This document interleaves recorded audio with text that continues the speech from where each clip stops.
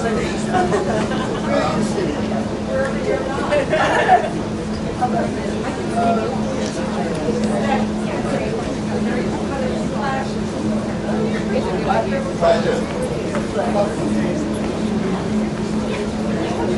right. Oh, it's working. Good morning. This is our second day here. Sharon will attest to this. I slept almost 10 hours last night. It was, I know, I'm a champion sleeper, but yesterday was kind of amazing. Thank you, and I'm so glad that you're here first thing in the morning.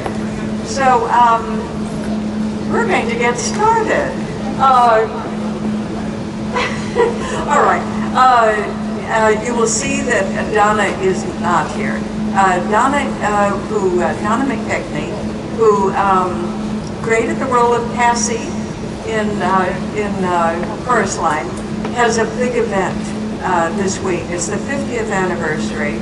She's singing, not dancing, but she's singing in a big show, and had to get back for wardrobe fittings and so on. But and of course David Hennessy. You saw why he's not here, but we are here. So,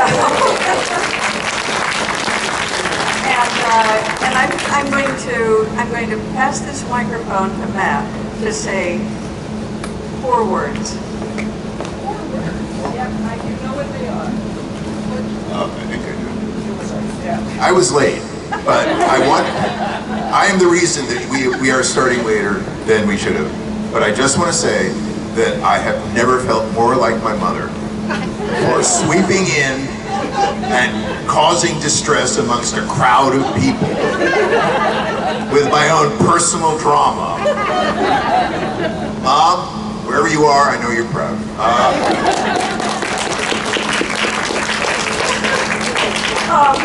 I am so glad that Matthew Hall is with us.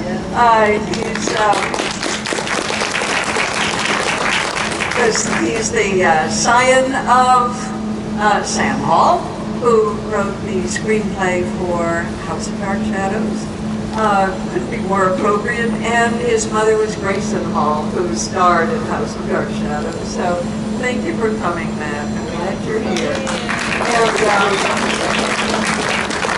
And we have Marie Wallace, who celebrated her 90th birthday.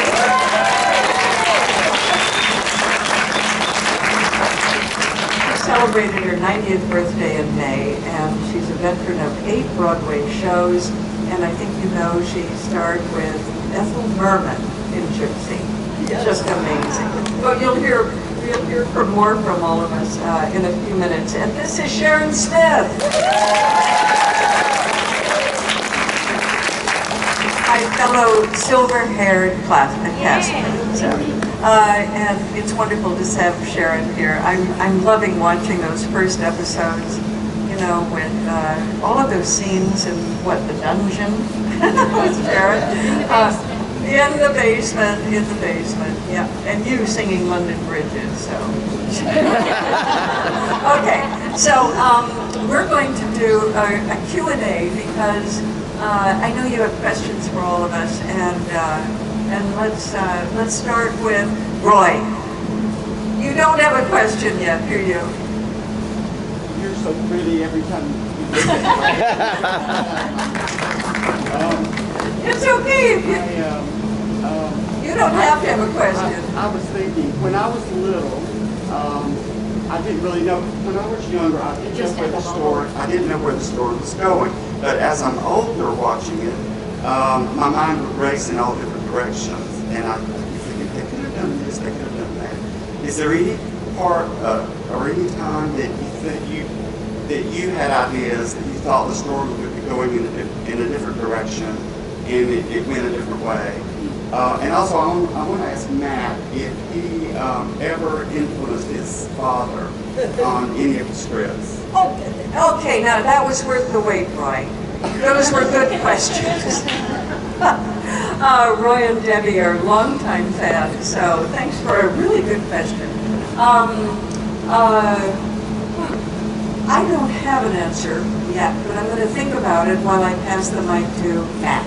All right, did you ever influence your dad on one of the shows? Okay, on Shadows, talk into it, right? That's it. On Shadows, perhaps I did. I was a little kid, and you know, there were. We would talk about it at the dinner table. We lived, ate, and breathed our shadows during those years. I'm an only child, and the deal with being an only child is that you always, your parents become your peers in a way. You're always slightly older than your own age, and they're kind of, because you're dealing with adults at home. And so at the dinner table, we would talk about Dark Shadows. And I am sure that I may have said something that inadvertently caused something. I know that later, I worked on One Life to Live with my father for a period, and I know that stuff that we talked about got into scripts. And I also worked with him on the 1991 Dark Shadows. And so, you know, that sort of constant communal communication. You know, it's funny, it's kind of like the house became a writer's room. And that's something that actually has continued in my family with my sons, who were here yesterday and will be here later, because they're both writers, and so yes, the answer is inevitably yes. I remember once on One Life, I happened to mention that a friend of mine had a 100-watt per side amplifier, and by the end of the day, that was in a script. You know, but so little things like that, yes. I'm going to pass the microphone to Marie. Marie, was there ever a time when you were doing one of the storylines and you thought that maybe the storyline should go in a different direction and you were surprised by it? Did you ever think of a time? I'll tell you, I'm going to just throw this in. When you're doing a series like Dark Shadows, and it's a never-ending series, it's a soap, so it's going to go on and on and on, the writers start writing to your strengths. So very often the storyline would feel really comfortable to us, you know, because they were writing kind of to who we are. So that's one answer to this, Roy. I personally cannot think of a single time when I wanted to go to the writers and say, wait a minute, can I, whatever.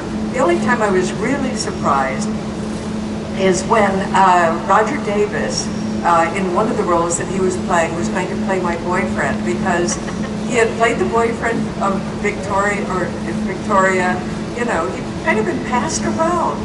So I wondered that happened.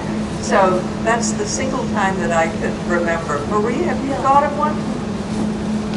I found, not that I ever talked about the storyline, that was all right, but there would be lines and stuff I'd say, Eve would never say that, or Jenny wouldn't say that. And because I felt I really deep down knew that character in many ways, almost more than the writers, in terms of not the storyline at all. I never questioned that, but particular ways of saying things, or a particular line. I'd say, you know, it sounds like I'm saying that for the first time, but I said that last week. So, you know, so if we're going to say that line, then let's say, you know, I told you before, blah, blah, blah, blah, blah. And so those were the things, and they were always open to that kind of thing. So there was a lot of freedom in that. And so that's the answer to that. How about you, Sharon? Watch the button.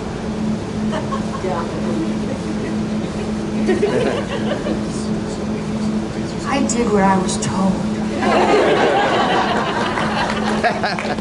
How old were you? 10. I was 10. I never questioned anything like that. Now, in retrospect, the only thing that I could say is I would have suggested that they somehow used Sharon Smith again in the show for something.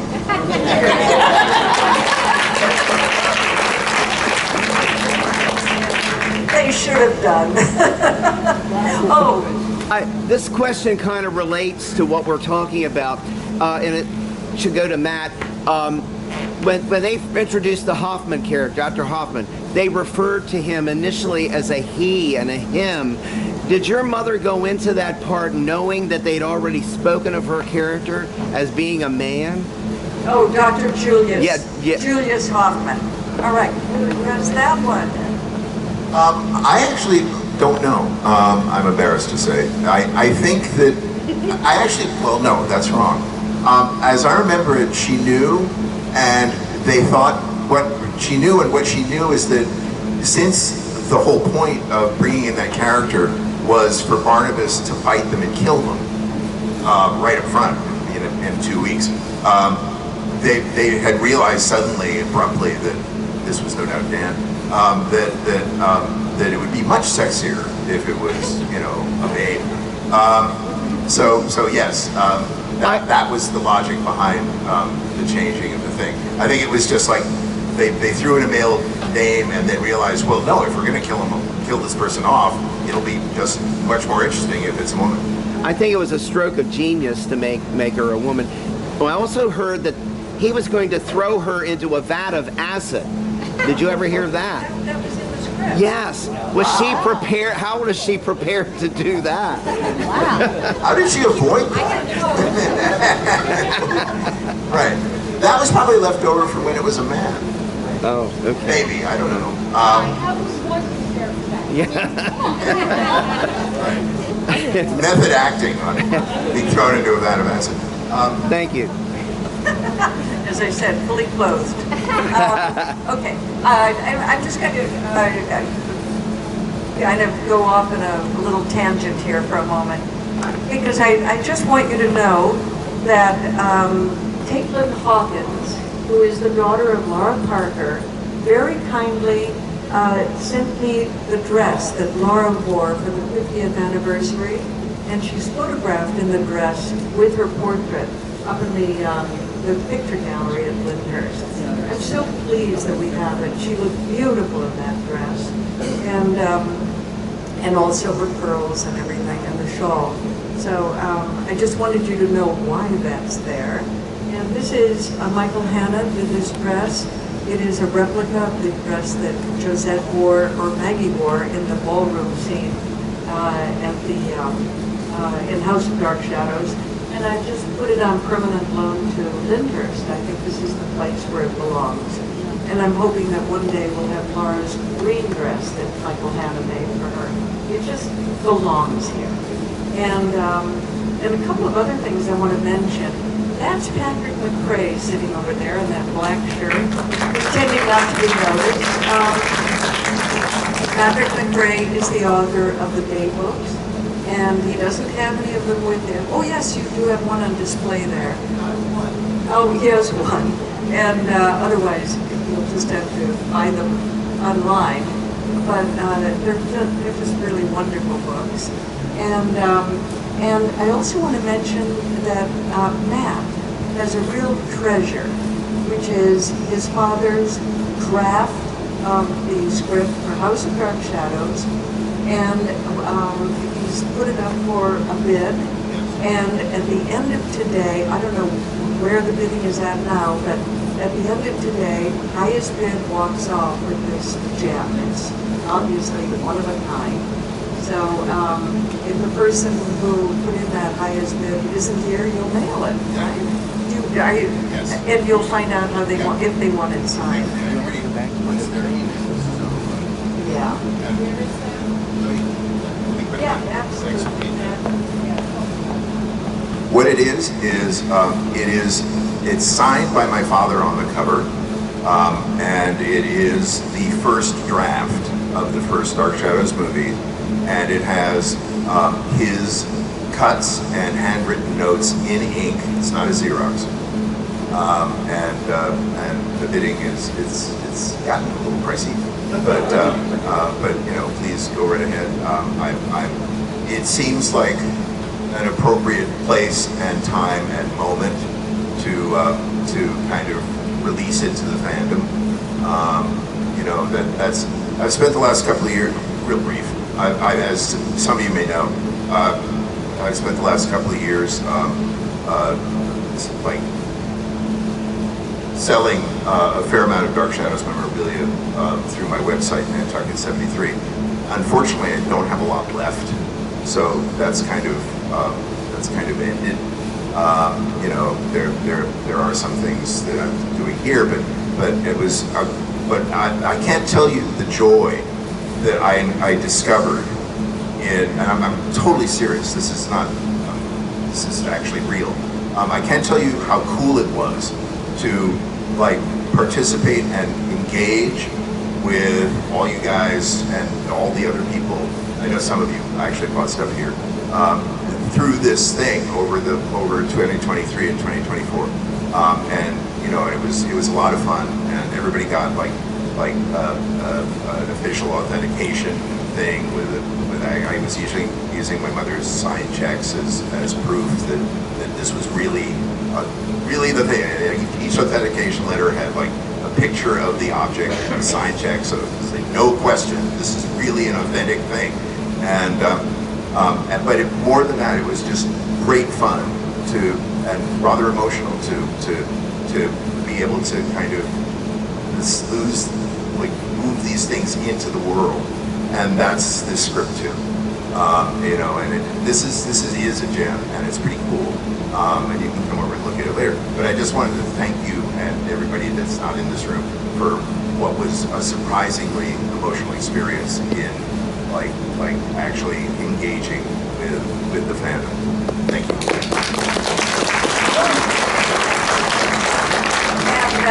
And just two other things I'm going to mention. Oh, great. Next summer we are going to be celebrating our 60th anniversary of Dark Shadows. Jim Pearson who's not here today, is planning something for next summer in Los Angeles. It'll be at, I think the Hammer, no, I don't remember the venue, but that's building up. And some of you have been wondering why I have the lobby card books here. Those are two film art books that I published many years ago. But Joan Bennett wrote the foreword to one and Bob Hope to the other. And so I put them out. I have a few copies left. So you can buy them individually or you know, you can buy the two together for a price. And next summer we are going to have a book called The Dark Shadows Legacy. I'm working on that with John Logan, who is a screenwriter and a longtime fan of Dark Shadows. So a lot of, well, Guy, you've contributed to it, and a number of other people, and the actors, and Matt, you owe me a piece, and yes, and Sharon's going to owe me a piece, but this will be the culmination of 60 years. The Return to Collinwood is already 10 years old. That's 5 decades of Dark Shadows. So this will be six decades of Dark Shadows. Christian, is that you? Oh, that's wonderful. This is Christian Cooper, another longtime fan of Dark Shadows. Is Danielle here? She left yesterday. She left, okay. Danielle, who's Tara Collinwood, was here yesterday, but not here today. So, all right, we need another question. Yes.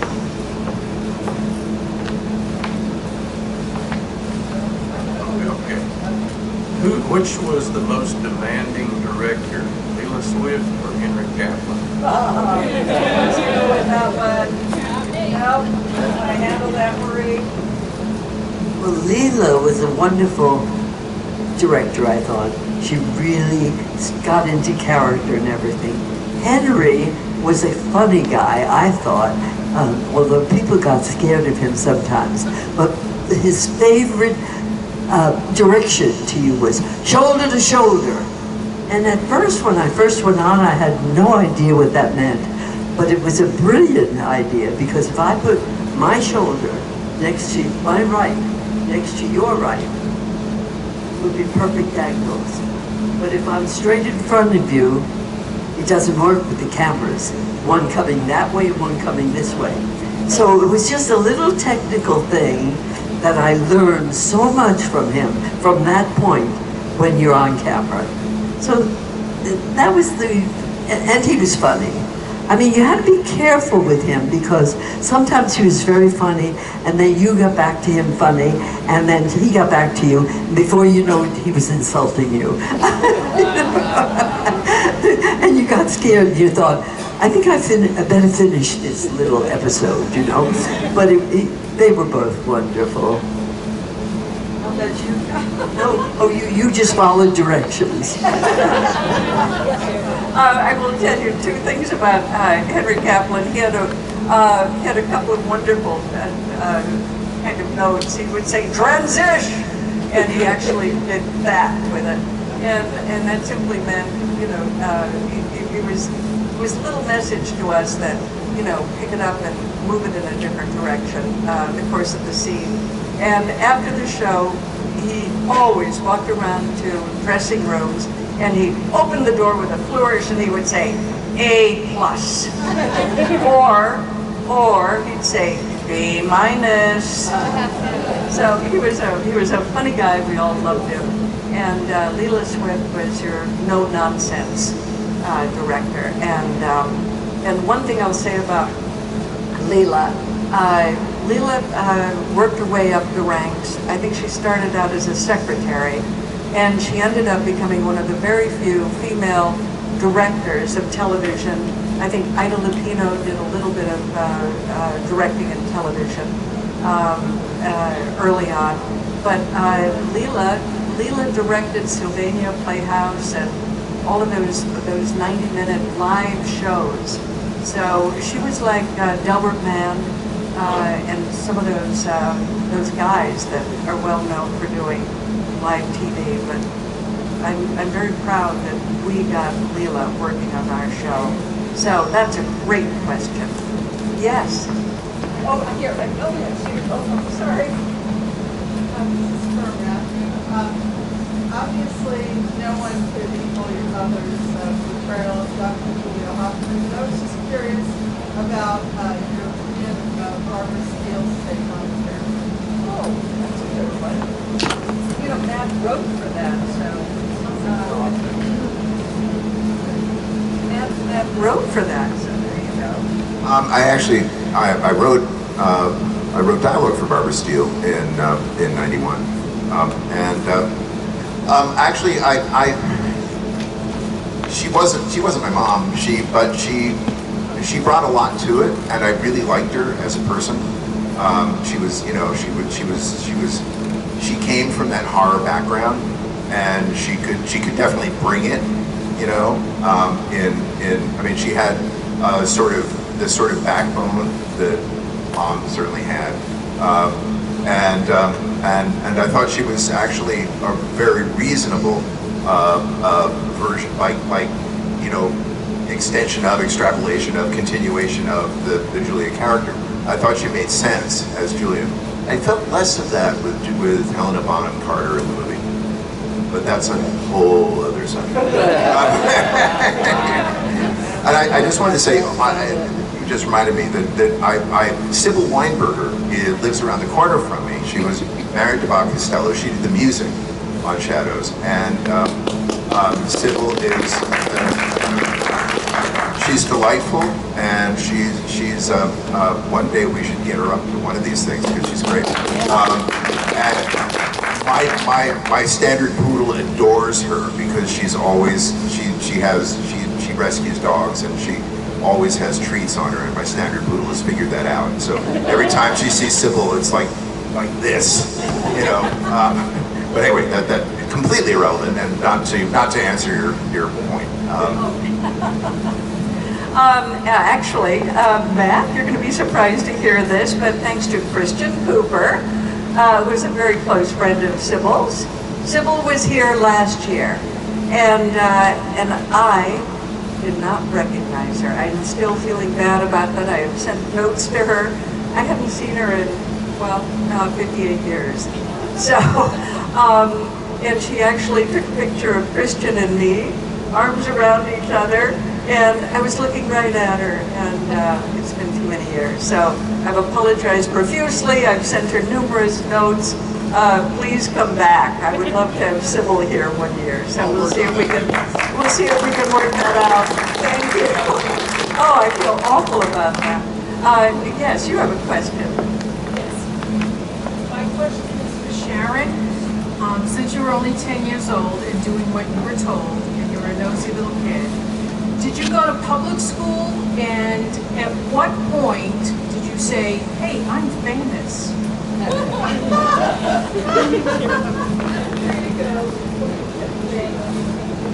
I'm still waiting for the I'm famous part.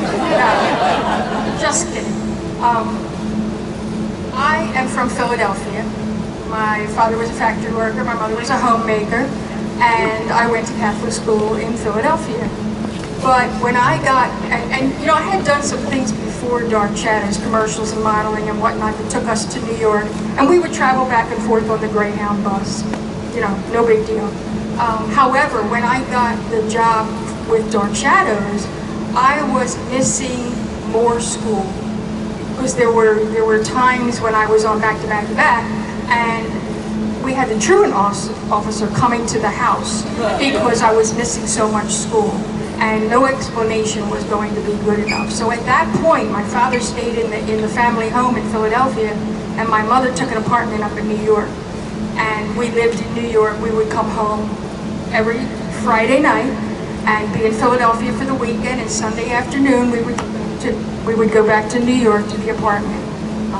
Interesting time doing that. You know, I was very familiar with all the Greyhound bus drivers, and they thought I was adorable, and they would give me coloring books and whatever. I loved being at the Trailways station, the depot in New Jersey. Yeah, I felt like a big deal then. Not famous, but just like, this is so cool. Nobody else is doing this. To answer your question, during that time that I lived in New York, I went to a private school called MACE, M-A-C-E, the MACE school. And the name came from the mistress of the school.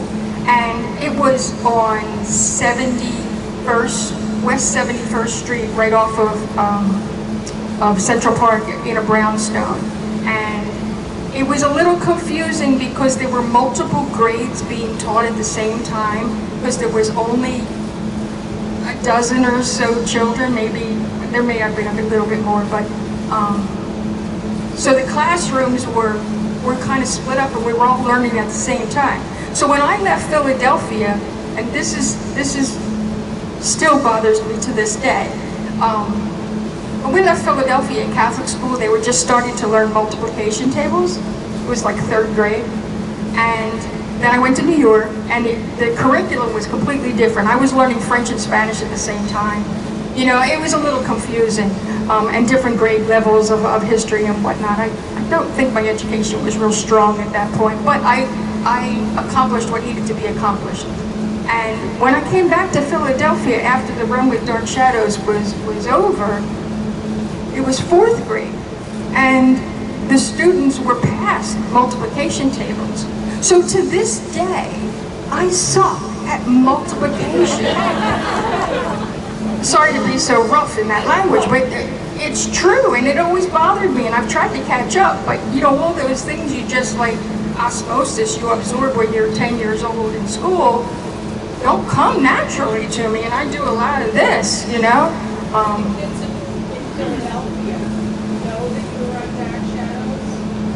When you're in your classroom and over the PA speaker in this Catholic school, they say, Sharon Smith, please come to the principal's office. One too many times, yeah, the kids start to ask questions. I have to tell you, over the summer, between 3rd and 4th grade, I lived in a row home in Philadelphia, very suburban, and there was a pool, a community pool nearby in the playground that we would go to. And I've told this story before, so forgive me for those that have heard it, but I would go to the pool, and at that time, at 10 years old, you know, you wore your little rubber cap and your one piece, and you know, kids would go, you're that girl. And I was shy. People thought I was stuck up. But I was shy. I literally, I was shy. And I'd go, no, I'm not. Yes, you are. And I'd go, no, I'm not. By the third time, I go, all right, I am. And they'd go, no, you're not. Can't win. I had all my hair up in the cab, so I figured I was safe. Nobody would recognize me, but I was so wrong. But then I came back to Philadelphia after Dark Shadows, and I went back to the Catholic school, and all was fine. But as far as my friends, I mean, my true friends, you know, the kids on the block, I'm just Sharon from the block, you know. I have to say, Sharon from the block. I will add to this by saying that we treated Sharon and Denise and David like adults. And, you know, things were a lot more loosey-goosey back in the 60s with child actors. And I think back now how resilient these kids were because we did not treat them as children. We treated them as professionals, which you were. And David, you know, he would arrive on his bike in the morning, park the bike inside, you know, next to the desk of the security guy. And he was, at 10 years old, he was totally on his own. Sometimes his sister would come with him. Yeah. You know, it was very relaxed atmosphere, that's true. My mother kept a rein on me. She was very, you know, motherly. But I don't know. It doesn't matter. it does matter. We're not going to watch Sharon think. I have early onset Alzheimer's, sorry. Shit just goes right out of my head. No, seriously, I forgot. Okay, well, it's all right. David on his bicycle. I just wanted to reiterate with regard to being treated as a peer, equal, adult, whatever you want to say. The bottom line was I knew that I was there to do a job. And that was what was important. That was the most important. You were told what to do, you did the job, you fulfilled your commitment, and that's where the said professionalism comes in. I wasn't there to goof around. If I wanted to goof around, that's fine. Do that in your dressing room or outside or whatever. But when cameras roll, you do the job. And I can attest to that. I've worked with you so much, day after day. Thank you, Sharon. That was enlightening. That was enlightening. That's stuff I didn't know. Sharon talking about the kids recognizing her reminds me of the story when I was playing Crazy Jenny. And you know, the crazy outfits that I wore, my hair was out to here. Everybody thought it was a wig, and it wasn't. It was my hair that I consciously, you know, teased forever. Anyway, it was a very stylized costume and makeup, as you all know. Anyway, I went to the gym one day during a day that I was not on the show, and was walking along 3rd Avenue, no makeup on, hair normal, and a woman said to me, "You're Crazy Jenny." And I said, "Yes, but how did you know?" She said, "You look exactly as you do on television."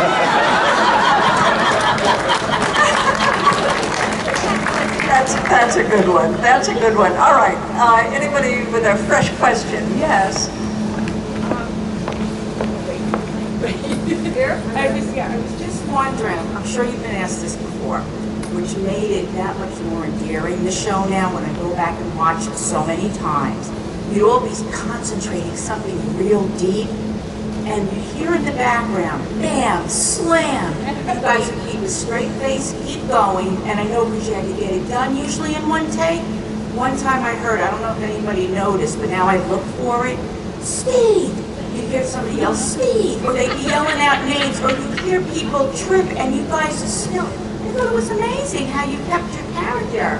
Yeah, it is true. I mean, the cameras were huge, they were heavy, and they banged into things, and, you know, sometimes when you were doing a scene, one of the cameras had to break away to be ready to do a scene in another set. So there was a lot of crash banging, but we also, you know, we had the fireplace in the living room. If you have a fireplace, and even when you're using a gas mechanism to make it, the fire. But you have to have somebody from the fire department sitting there.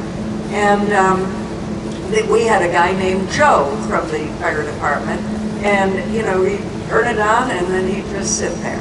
And then he'd turn it off when it was over. But during very often he'd fall asleep. And he snored.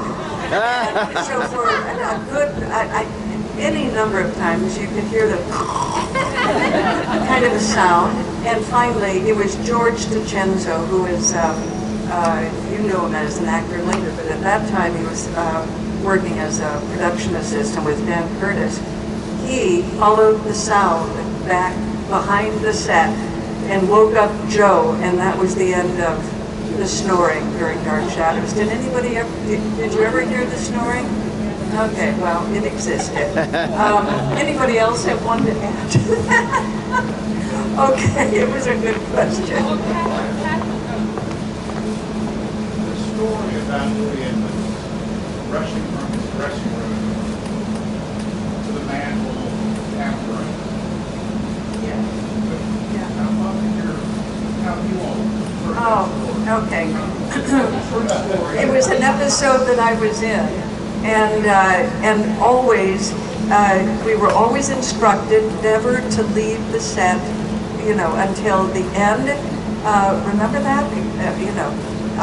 We were always told not to. Louis Edmonds finished a scene with Joan, and he went upstairs and forgot that the beauty shop at the end was Louis with a brandy snifter in his hand at the fireplace, and I had also sneaked out before the end of the show, and suddenly I saw June Pulio, who is our wardrobe woman, racing up the stairs. I got halfway up the stairs. There was Louis, and she was calling his name. He opened the dressing room door. He was standing there in his shorts and a shirt and his socks. And June said, "Louis!" And then, of course, he realized what had happened. Raced down the stairs. She had the smoking jacket. He put it on, and he stood there in his shorts in front of the fireplace. This is a true story. I was there. All right.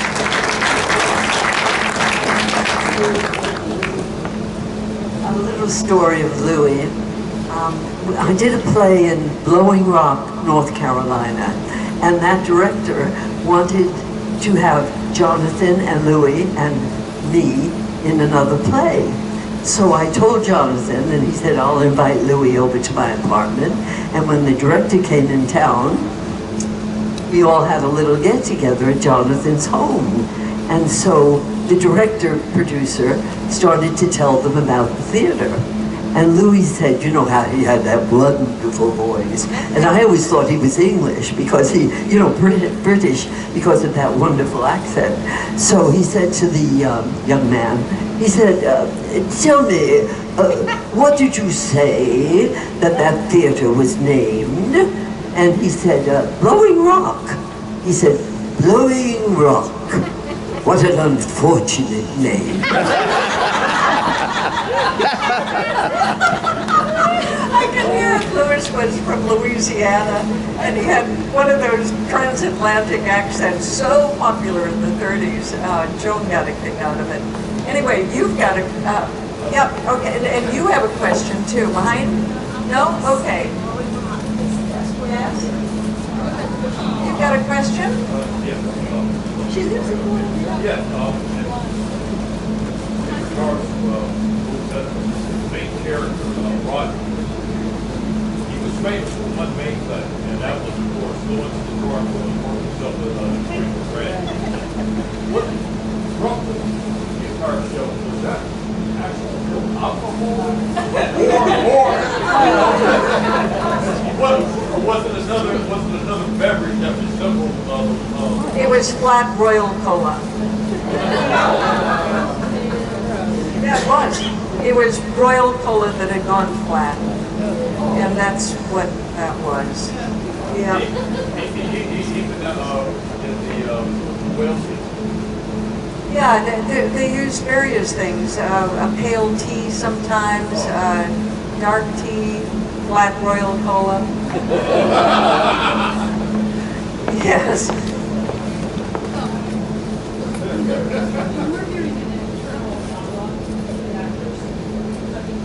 We're hearing an internal monologue from one of the characters. I've noticed that the actors do an excellent job of do that. So I was wondering how that was handled in the studio. Did you hear that? Okay, that was usually involving Laura Parker as Angelique, very often, but it did happen that we had internal monologues. Those were recorded in the recording booth prior to the show, and they would do a playback so you would hear it, but then you could, you could act along with your narration. Did you have something to say about that?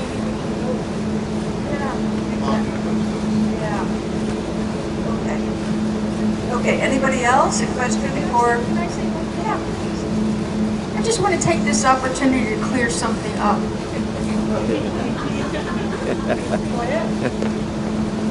With regard to scenery coming down and dresses getting caught on phony things and whatnot, little Sarah has been accused of having shifty eyes.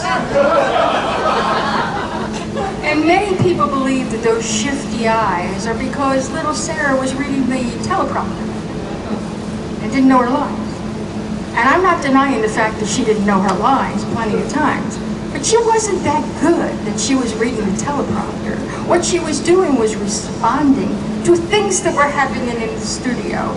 If I'm talking to David and something drops over here, I'm a newsy little girl, and I want to know what's going on over there, so hence the shifty eyes. I just think it's funny because I have heard that comment many, many times. Little Sarah and her shifty eyes, reading the teleprompter, didn't know her lines, blah, blah, blah. Well, it wasn't that. I was just newsy. I wanted to know what was going on. I don't know, Sharon, if we're ready to. All right, I'll get to your question. I have to say a few words about the Lyndhurst staff because they make this possible. We're delighted to be here. This is a beautiful room, fully air conditioned. We have chandeliers. We have, beautiful carpeting, and they do a beautiful job of giving us this vignette, that we can work in. So my thanks to Glynis in particular, Glynis Scott, and the rest of the staff. They made this possible, and I was thinking that it would be kind of fun. This is a beautiful place for us to sit, and if you wanted to take a photograph of us in that little space, and then we'll look and go to tables, and you can talk to us individually. And Jim Pearson, you're back. Okay, I've already told them about next summer, if you wanted to add anything, but, okay. You had a question. Sharon, did you follow the show after it was over? Did you follow the show after it was over? Did you ever watch it? That'll be our last question. Okay. I did not. I have to be honest, when I went to the audition for Dark Shadows, I had no idea what Dark Shadows was, even though I know it was on and already had followers. While I did the show, I didn't watch it because I didn't know that was a thing. I was just doing, and when it was over, it was over. No resentment, no attitude, just, it wasn't my thing. And it wasn't until I got married the first time in 1975, and at that time, reruns of Dark Shadows came on at like 11:30 at night, something like that. Mary Hartnett was either before or after it, I don't remember. But I remember laying in bed watching my little black and white TV because I wanted to see some of it. I had never seen those shows. And I happened to hit on when little Sarah was on there, and my poor husband was sound asleep next to me, and I kept smacking him and going, "Look how cute she is! Oh my God!" I guess I was about I wasn't even like maybe 22 at the time, you know, but I was like, oh my God, look, it's me. It's like watching home movies, you know. But yeah, many years later, a fan actually asked me had I watched 1,200 plus episodes of Dark Shadows, and I had to be honest and admit that I didn't. I said, you know, people sent me guys sent me compilations of Sarah, and I had seen them and I shared them with my children, you know, VHS tape thing. But I didn't, and when they heard that I hadn't seen the show, this gentleman that lived in California at the time sent me 1,200 plus episodes and said, well, you have to watch them now. And I was like, okay. So I did eventually watch them all, and it took a long time for me, actually, because I didn't have the opportunity to binge watch them the way that you can now. And by the way, speaking of binge watching, for all new fans of Dark Shadows, thank you for being here, and we love you. But it's kind of unfair because back in the day, the original fans had to like hold their breath between Friday afternoon and Monday afternoon, like what's going to happen, and then they would kind of redo a little bit at the beginning of the show, and you're like, okay, what's going to happen? Now, I've had many people tell me that they sit and watch 6 episodes. I mean, because they're not. 37 days.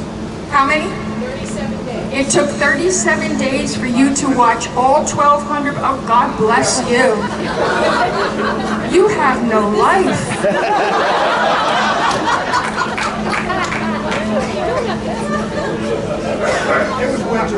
I'm sorry. Tell me it was during COVID, please, at least. No. Just committed to it, that's all. What, honey? That was awesome. But yeah, it took me way much longer. I guess maybe, I don't know. Couldn't do it. In fact, it's on Prime now, and just a couple weeks ago, my husband, it's on your phone. Just a couple weeks ago, my husband, who's disabled now and spends a lot of time sitting in his recliner watching the TV, said to me, oh, Dark Shadows is on Prime. And I said, oh, that's so cool. And he said, yeah, would you like to sit down and watch some episodes with me? No, why? I'm sorry, there's a shifty eyes, that's right. You know, it's funny, little Sarah has a pouty face. I think she uses it a couple times, like with David or whatnot. She has this little pouty face like, no. And my husband says, you still do that. Does it work? Okay, we're going to go over there and sit on that little settee, and you can take pictures. Jim, do you want to come up and talk about next summer, and while we're getting ourselves over there? This is Jim Pearson, who has run the Dark Shadows Festival for 50 years. And that's Bongo. Hey, good afternoon. Bongo's the honorary werewolf. And, yeah, you know, the 60th anniversary is going to be celebrated in a number of ways. There's several new projects, merchandise, publications, and restorations. Anyway, so these will be announced as time progresses. We just announced a new graphic novel, the first time there's been a designated Dark Shadows graphic novel, and new stories that are officially concocted, so you know they have some relevance to the actual Dark Shadows universe. They're not these crazy comics from 50 years ago and some of the early paperbacks that were kind of off their own thing. And you know, we've done a lot of great audio recordings over the last 20 years with Big Finish. You know, Kathryn, Marie, everyone who has, you know, been available to dramatize new stories. And, you know, there's about 100 of those audio dramas, and they're downloadable, audible, as well as compact disc. So a lot of people, I know, haven't fully discovered those yet. And they're a fun way, once you've seen all 1,200 episodes, to go off into some new adventures with your favorite. And Jonathan Fred did one. We went up to Canada and recorded him. It's kind of the vampire in winter, nice story. And next year we will have special event to announce or two, and getting all of our friends together. But our show is always full of surprises, so look forward to that. And yes.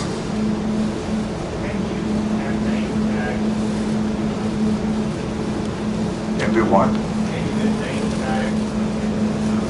Well, yes. Back in the day, over the years, Deanne Wilson out of Maplewood, New Jersey, for 40 years ran the fan club for us, and she was so meticulous. She had typing up the name badges and things like that. So, absolutely, and or maybe just give everyone a sticker to write, if you can print legibly, right? Can you say when and where? That'll be announced soon. Yeah. So, no. Yeah. No. Yeah. As soon as the date's available and so forth, we'll get the word out, on Facebook and other social media. Yes, Joe. Anything from Big Finish coming up? There's a couple things under discussion, yeah. So with Big Finish, yeah. In the meantime, there is that huge stockpile of stories that I think most of you probably haven't had a chance to fully ingest yet, right, Guy? Uh-huh. Okay. Alrighty. Well, look. Let's go take some photographs.